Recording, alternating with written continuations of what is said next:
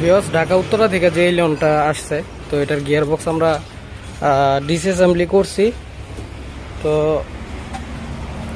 আমরা problem find out করছি। যিনি আগে রিপেয়ার করছে উনি অনেক কিন্তু সাইডে গেছে, যার ফলে গাড়িটা সাকসেসফুল হয় নাই।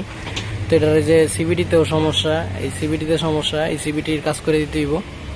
তো এই যে ক্লাস প্লেটগুলো জ্বলে গেছে, এই ক্লাস প্লেটগুলো জ্বলে গেছে, সবগুলা পুড়ে গেছে। এই যে এই ক্লাস প্লেটগুলো জ্বলে গেছে, পুড়ে গেছে।